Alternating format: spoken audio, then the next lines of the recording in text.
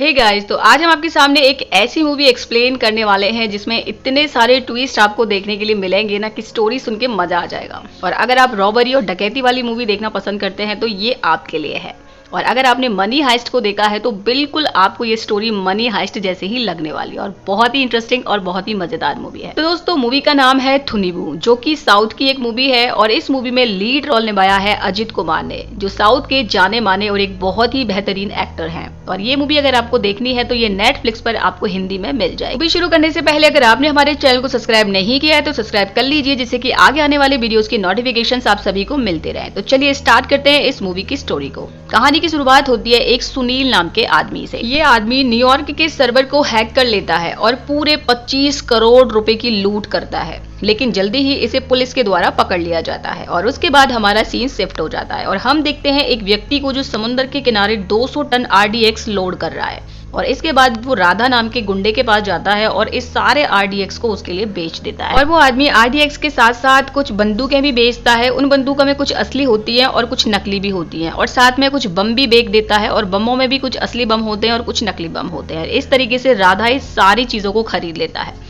और अब ये आदमी कौन था और इसने इतना RDX और इतने हथियार राधा को क्यों बेचे, इन सारी चीजों के जवाब आपको इस मूवी में आगे मिलने वाले हैं। अब हमारा सीन शिफ्ट होता है ACP रामचंद्रन की तरफ। यहाँ हम देखते हैं कि भाई साहब पुलिस वाले हैं पर इनके मन में बैठा है चोर। ACP रामचंद्र इसी राधा नाम के गुंडे के पास जाते हैं और उसके साथ मिलकर एक बैंक को लूटने की प्लानिंग करते हैं। और ACP रामचंद्र जी ने बैंक के बारे में सारी जानकारी पहले से ही निकाल के रखी हुई थी। और अब हमारे ACP रामचंद्रन भाई साहब अपना प्लान चोरों को बताते हैं और बताते हैं कि इस बैंक की जो कैपेसिटी है वो लगभग 1 करोड़ रुपए की है, पर इस बैंक के अंदर इलीगल तरीके से 1500 करोड़ रुपए पड़े हैं, जिनका कोई भी हिसाब बैंक के पास नहीं है। यानी हम कह सकते हैं कि एक तरीके का ब्लैक मनी। उसके बाद वो आगे कहता है कि इन 1500 करोड़ रुपए में से अगर हम 500 करोड़ रुपए चुरा लेते हैं, ना तो कोई पुलिस कंप्लेन होगी और ना ही चार्जशीट फाइल होगी, क्योंकि बैंक की कैपेसिटी केवल 1000 करोड़ रुपए है। अब 500 करोड़ उसमें एक्स्ट्रा ब्लैक मनी है, तो उसको हम चुरा लेते हैं। फिर क्या था, प्लान सबको पसंद आता है और फिर यहाँ से चोरी स्टार्ट हो जाती है। और अब हमारा सीन शिफ्ट होता है योर बैंक की तरफ। तो दोस्तों, अब इसी बैंक में चोरी होने वाली थी और इस बैंक में रोज की तरह लोग आ रहे थे, जा रहे थे, किसी को पैसे निकालने थे तो किसी को डालने थे। सब कुछ ठीक ठाक चल रहा था जैसे रोज चलता है। तभी राधा की गैंग वहां पर हमला कर देती है और सभी लोगों को गन पॉइंट पर ले लिया जाता है और बैंक के दरवाजे बंद कर दिए जाते हैं और दरवाजों पर बम लगा दिया जाता है। और अब सारे चोर और जो पब्लिक बैंक के अंदर थी वो सारे के सारे बैंक में बंद हो जाते हैं। तो दोस्तों, ये मूवी बिल्कुल मनी हाइस्ट से मिलती जुलती है और ये सीन तो बिल्कुल मनी हाइस्ट के जैसा ही लगता है। अगर आप इस मूवी को देख रहे हैं तो आपको मनी हाइस्ट की याद जरूर आएगी। खैर, अब हम अपनी कहानी पर आते हैं। अब सारे चोर सभी को कैदी बना लेते हैं और अब उनमें से कुछ गुंडे बैंक के लॉकर रूम की तरफ पैसे निकालने के लिए जाते हैं। तभी आता है कहानी में बहुत ही तगड़ा ट्विस्ट। और ट्विस्ट ये है कि तभी वहां पर एक आदमी आ जाता है जो पहले से ही बैंक में बैठा हुआ था और आते ही सभी पर गोलियों की बारिश कर देता है और राधा और उसकी गैंग को जम के पीटता है। उसके बाद बैंक के अंदर जितनी भी पब्लिक होती है सबके सब तालियां बजाने लगते हैं और सारी पब्लिक खुश हो जाती है कि फाइनली अब सारे लोग उन गुंडों से बच गए। लेकिन दोस्तों, यहाँ पर कहानी में फिर से एक ट्विस्ट आ जाता है। ये आदमी बैंक को गुंडों से बचाने नहीं बल्कि खुद अकेला ही इस बैंक को लूटने आया था। और उसके बाद वो राधा की सारी गैंग को और सारी पब्लिक को अपने गन पॉइंट पर ले लेता है और गुंडों से कहता है कि बैंक तुम नहीं बल्कि मैं लूटूंगा। तो दोस्तों, इस आदमी का नाम है डार्क डेविल और डार्क डेविल का रोल प्ले किया है साउथ के एक्टर अजित कुमार ने। खैर, अब डार्क डेविल राधा और गुंडों से पूछता है कि यहाँ पर कितने पैसे हैं, जिस पर राधा कहता है कि हमें पता चला है कि यहाँ पर 1500 करोड़ है, मतलब 1000 बैंक के और 500 करोड़ रुपए ब्लैक मनी के। इस पर डेविल हंसने लगता है और कहता है कि तुम लोग बेवकूफ हो, यहाँ पर 500 करोड़ एक्स्ट्रा नहीं है बल्कि 5000 करोड़ एक्स्ट्रा है। अगर तुम लोग मेरा साथ दोगे तो मैं तुम लोगों को आधा आधा बांट दूंगा। तो दोस्तों, अब हमारी बैंक में एक नहीं बल्कि दो चोर मौजूद थे। अब हमारा सीन शिफ्ट होता है बाहर की तरफ। बाहर की दुनिया में बैंक की चोरी होने की बात फैल चुकी थी। सारी पुलिस फोर्स बैंक के बाहर आ चुकी थी और बैंक के चारों तरफ पुलिस के द्वारा घेराबंदी कर ली गई थी और सारे न्यूज मीडिया में बस चोरी ही हाईलाइट पर थी। दूसरी तरफ हम एक लड़की को देखते हैं जिसका नाम होता है कनवनी, जो कि एक कैब के अंदर बैठी हुई थी और ये कैब बैंक से थोड़ी दूरी पर खड़ी थी। और उस लड़की ने बैंक के बाहर और अंदर के सारे CCTV कैमरे को हैक करके रखा था। बाहर जो भी हो रहा था सब पर उसकी नजर थी और वो बैंक के अंदर डार्क डेविल की मदद कर रही थी। यहाँ हमें ये भी पता चलता है कि वो डार्क डेविल की टीम की लड़की थी। खैर, अब हमारा सीन शिफ्ट होता है बैंक के अंदर की तरफ। तो राधा के गुंडे फिर से मौका देखकर डार्क डेविल पर हमला कर देते हैं, लेकिन डार्क डेविल अगेन उन्हें बहुत मारता है और कहता है कि तुम मुझे धोखा दोगे तो बाहर तुम्हें कुछ भी नहीं मिलने वाला है। तभी डार्क डेविल राधा और उसके गैंग के गुंडों को एक रिकॉर्डिंग सुनाता है। वो रिकॉर्डिंग ACP रामचंद्रन की थी, जो किसी से कह रहा था कि जैसे ही राधा की गैंग चोरी करके बाहर आएगी हम उसे मारकर सारा पैसा अपने कब्जे में ले लेंगे। मतलब एसीपी रामचंद्रन डबल गेम खेल रहा था। अब ये रिकॉर्डिंग सुनकर राधा की गैंग को बहुत गुस्सा आता है और अब राधा की टीम पूरी शिद्दत के साथ डार्क डेविल की तरफ हो जाती है। अब बैंक के बाहर हम देखते हैं कि मिलिट्री फोर्सेस पहुंच चुकी थी, क्योंकि अब पुलिस वालों के बस का नहीं था बैंक के बाहर की स्थिति को मैनेज करना, क्योंकि उन्हें बैंक के अंदर मौजूद लोगों को बचाना था। चारों तरफ मिलिट्री के स्नाइपर्स तैनात हो जाते हैं। अब पुलिस यहाँ पर एक चाल चलती है। एसीपी एंथनी से बैंक में डेविल को कॉल करवाता है। जैसे ही डेविल कॉल उठाने आता है तो बाहर से एक स्नाइपर डार्क डेविल को गन पॉइंट पर ले लेता है। अब इससे पहले कि स्नाइपर डार्क डेविल को शूट कर पाता, उससे पहले कैब में बैठी हुई कनवनी डेविल को एक मैसेज भेज देती है कि तुम एक स्नाइपर के गन पॉइंट पर हो। तो दोस्तों यहाँ पर हमें पता चलता है कि जब डार्क डेविल इस बैंक में चोरी करने के लिए आया था तो भाई साहब पूरी प्लानिंग करके आया था। उसने बैंक की सिविल लाइन में पहले से ही बॉम्ब लगा रखे थे और जैसे ही स्नाइपर उसे शूट करने वाला होता है उससे पहले ही वो बॉम्ब को ब्लास्ट कर देता है और पुलिस वालों की सारी गाड़ियों को उड़ा देता है। और उसके बाद चारों तरफ अफरा तफरी मच जाती है, लोगों में भगदड़ मच जाती है। और उसके बाद डार्क डेविल पुलिस के लिए कॉल करके कहता है कि तुम लोग मुझे इतना हल्के में मत लो। और उसके बाद हम देखते हैं कि राधा डेविल से पूछता है कि वो 5,000 करोड़ रुपए कहां पर हैं, जिस पर डार्क डेविल कहता है कि इस बैंक में ऐसी चीज ढूंढो जो यहाँ पर नहीं होनी चाहिए। उसके बाद सभी लोग ऐसी चीज इस बैंक के अंदर ढूंढने लगते हैं और काफी ढूंढने के बाद इन लोगों को एक एक्स्ट्रा फायर एक्सटेंशन मिलता है, जिसे खोलने पर इन लोगों को पता चलता है कि इसके अंदर तो बहुत ही बड़ा बॉम्ब है। अब ये लोग सोचते हैं कि बैंक में बॉम्ब का क्या काम, और अगर बॉम्ब है तो धमाका भी होगा, मतलब ये काम किसी एक आदमी का नहीं बल्कि एक गैंग का है। इस पर डार्क डेविल राधा से कहता है एक तो तुम बैंक चुराने आए हो और दूसरा मैं। अब ये तीसरा आदमी कौन है जो इस बैंक के अंदर है? अब यहाँ पर आता है कहानी में तगड़ा ट्विस्ट। तो दोस्तों वो तीसरा आदमी कोई और नहीं बल्कि इसी बैंक का चेयरमैन होता है, जिसका नाम क्रिश होता है, जिसने अपनी टीम को इसी बैंक में पहले से ही चोरी करने के लिए छोड़ रखा था। बाहर हम एसीपी को देखते हैं जिसे अपने पैसों की चिंता थी, तभी उसे बाहर बैन में बैठी कनवनी के बारे में पता चल जाता है। उसके बाद एसीपी गुंडों को भेजकर कनवनी को मरवाने की कोशिश करता है, लेकिन कनवनी भी काफी तेज और स्मार्ट होती है जो उन सभी को वहीं पर ढेर कर देती है। उधर हमारा सीन शिफ्ट होता है एसीपी के हेड कमिश्नर दयालन की तरफ, जो काफी ईमानदार होता है। तभी डार्क डेविल कमिश्नर के लिए एक ऑडियो भेज देता है जिसमें एसीपी भाई साहब चोरी की प्लानिंग कर रहे थे। फिर क्या था, एसीपी की पोल खुल जाती है और उसे पकड़ लिया जाता है और रिमांड में लेकर पूछताछ करी जाती है कि तुमने ये सब कैसे किया। यहाँ पर एसीपी रामचंद्रन सारी कहानी सुनाता है। वो कहता है कि मुझे चोरी करने का ऑफर बैंक के ओनर कृष्ण ने दिया था और चोरी करने के लिए मुझे एक टीम की जरूरत थी, इसलिए मैं एक अच्छी टीम की तलाश कर रहा था जो मेरे लिए चोरी कर सके। तभी मुझे डार्क डेविल की टीम के बारे में पता चला जो कि चोरियां करते रहते थे, लेकिन मैंने जब ये प्लान उनको बताया तो उन लोगों ने मेरा ये काम करने से मना कर दिया। इसके बाद मैंने राधा की टीम से कांटेक्ट किया और राधा की टीम को चोरी करने के लिए राजी कर लिया। यहाँ एसीपी बताता है कि इस वक्त जो बैंक में चोरी कर रहा है वो राधा की टीम नहीं बल्कि डार्क डेविल की टीम है। एसीपी कहता है कि बाहर जो गेट पर बॉम्ब लगे हैं वो भी नकली हैं, जो मेरी ही टीम ने लगाए हैं। और उसके बाद एसीपी रामचंद्रन की बात को कमिश्नर क्रॉस चेक करवाते हैं तो उन्हें पता चलता है कि डार्क डेविल की टीम तो 2 महीने पहले ही मर चुकी है। इसका सीधा मतलब ये था कि एसीपी रामचंद्रन झूठ बोल रहा था और तभी वो कहता है कि मैं झूठ नहीं बोल रहा हूँ, बैंक के दरवाजों पर जो लगे हैं बॉम्ब वो नकली है।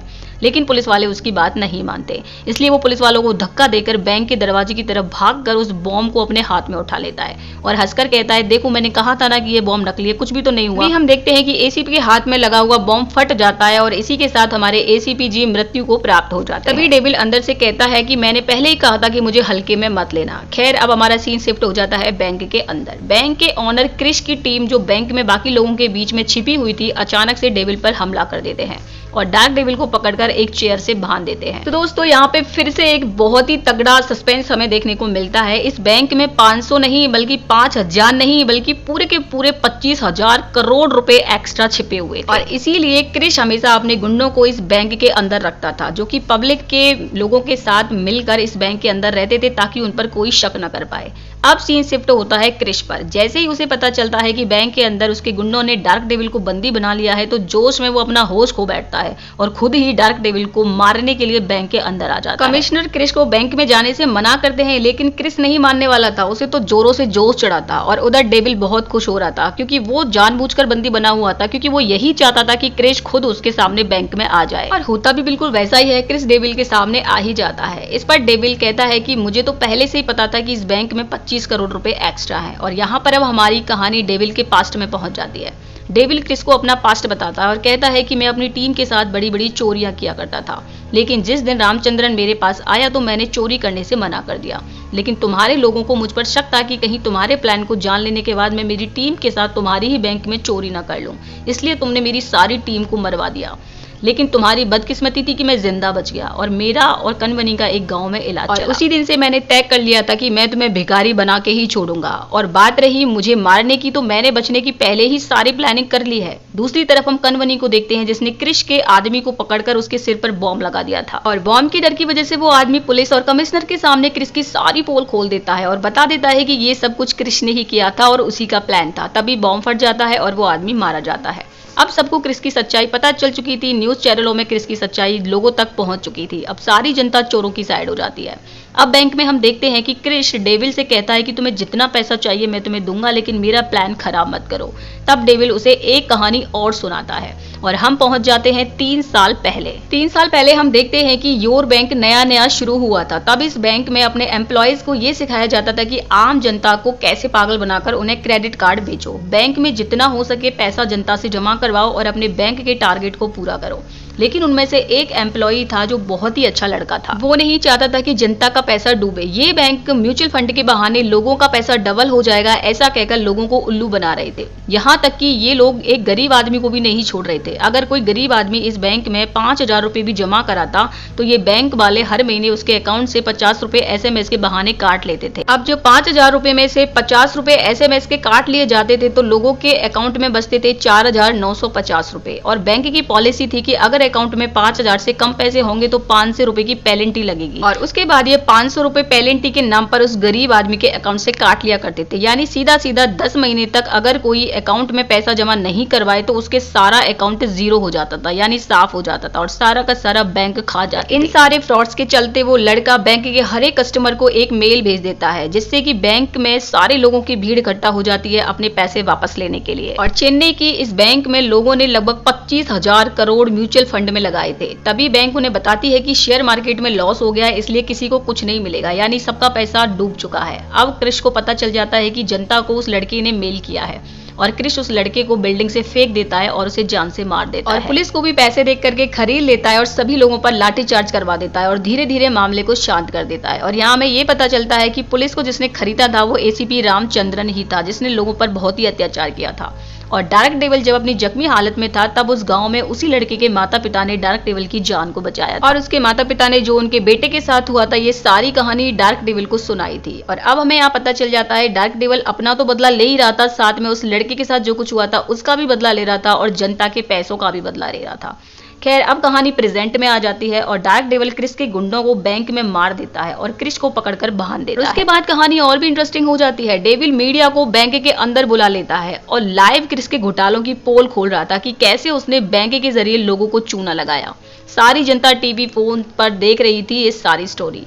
अब यहाँ पर क्रिश कहता है मैं तो बस एक बैंक ओनर हूँ, जितना भी पैसा आता है मैं उसे शेयर मार्केट में लगा देता हूँ। अगर पकड़ना है तो शेयर मार्केट वाली कंपनी को पकड़ो, मुझे क्यों पकड़ के रखा है। और यहाँ पर फिर से एक ट्विस्ट आता है। तो दोस्तों मूवी ट्विस्टों से भरी पड़ी है और बहुत ही इंटरेस्टिंग है। यहाँ पर ट्विस्ट आता है कि डार्क डेविल ने पहले से ही शेयर मार्केट कंपनी के हेड को पकड़ के रखा था और उसे भी अब बैंक में लाया जाता है और उसके बाद लाइव उसकी भी पिटाई की जाती है जिसे सारी जनता टीवी फोन पे अच्छे से देख रही थी। और उसके बाद वो बताता है कि वो तो सारा पैसा बड़े बड़े इन्वेस्टर की कंपनियों में लगा देता है, इसी वजह से उसका भी यहाँ पे लॉस हो गया और मुझे क्यों पकड़ा है, जाकर पकड़ना है तो बड़े बड़े इन्वेस्टर्स को पकड़ो। अब यहाँ पर डार्क डेविल कहता है चिंता मत करो, उसका भी इंतजाम मैंने पहले ही करके रखा है। तो दोस्तों कहानी की शुरुआत में हमने सुनील नाम के एक आदमी को देखा था जिसने 25,000 करोड़ रुपए का घोटाला किया था। अब उसकी बारी आ जाती है। अब यहाँ पर डेविल ने पहले से उसे भी पकड़ के रखा था और उसको भी फाइनली अब बैंक में लाया जाता है और सारी दुनिया के सामने लाइव टेलीकास्ट में इन तीनों की जमकर पिटाई की जाती है और आखिर में वो 25 करोड़ रुपए कहाँ पर है ये पूछा जाता है। और उसके बाद ये तीनों लोग एक दूसरे पे इल्जाम लगाने लगते हैं। काफी देर पिटाई होने के बाद फाइनली सुनील कहता है कि वो सारा पैसा मैंने क्रिश को वापस दे दिया था। अब यहाँ पर सारा काला चिट्टा इन लोगों का खुलता है। उन्होंने बताया कि जो 10 कंपनियों में पैसे लगाए गए थे वो सारी की सारी कंपनियां क्रिश की थी। फाइनली उन लोगों को अब बताना पड़ता है कि वो 25,000 करोड़ रुपए इसी बैंक के लॉकर रूम के एक सीक्रेट दरवाजे के पीछे छिपे हुए हैं। और उसके बाद सभी लोग उस लॉकर रूम में आते हैं और सीक्रेट दरवाजे को खोला जाता है, लेकिन सभी देखकर शॉक्ड हो जाते हैं कि वो तो सारे के सारे नकली नोट थे। अब यहाँ पर सवाल ये था कि ये नकली नोट है तो भाई असली नोट कहाँ चले गए। और अब कहानी में फ्लैशबैक दिखाया जाता है। हमें पता चलता है कि एक साल में करीब 11 बार क्रिश इस बैंक में आता है और उसके साथ एक कंटेनर भी आता है और हर बार वो बैंक से एक कंटेनर भर के पैसे ले जाता है और नकली नोट बैंक में रख जाता है। मतलब 11 बार आया था और 11 कंटेनर में पूरे 25,000 करोड़ रुपए वहां से उड़ा ले गया। और अब यहाँ पर उसने अपने पार्टनर्स को भी धोखा दिया था। क्रिश का प्लान था कि वो इस बैंक में एक नकली चोरी करवाएगा और इस बैंक को ब्लास्ट में उड़वा देगा, जिससे जनता के सामने बेचारा बन जाएगा और ब्लास्ट हो जाएगा तो उसके पार्टनर को भी यही समझ आएगा कि ब्लास्ट में 25,000 करोड़ रुपए उड़ गए। अब कहानी प्रेजेंट में आ जाती है। उसकी सच्चाई जानकर सभी पार्टनर भी दंग रह जाते हैं। अब यहाँ पर डार्क डेविल इन तीनों को बैंक के लॉकर रूम में बंद कर देता है और क्रिश से कहता है कि मुझे बताओ कि तुमने उन कंटेनरों को कहां पे छुपा के रखा है, नहीं तो मैं तुम्हें इसी लॉकर रूम में बम से उड़ा दूंगा। फाइनली ना चाहते हुए भी क्रिस को बताना पड़ता है कि समुद्र के बीच में एक बड़े शिप पर वो कंटेनर रखे हैं जिनमें पूरे 25,000 करोड़ रुपए पड़े हैं। फिर क्या था, डार्क डेविल बम से लॉकर रूम को उड़ा देता है और उन तीनों का राम नाम सत्य हो जाता है। और दूसरी तरफ ये न्यूज लाइव चल रही थी तो कमिश्नर उन कंटेनरों को बरामद कर लेता है और इस तरह जनता का पैसा उनको वापस दे दिया जाता है। उधर बैंक में इंडियन आर्मी घुसने वाली थी कि तभी वहां पर कनवनी पूरा ट्रक RDX का ले आती है।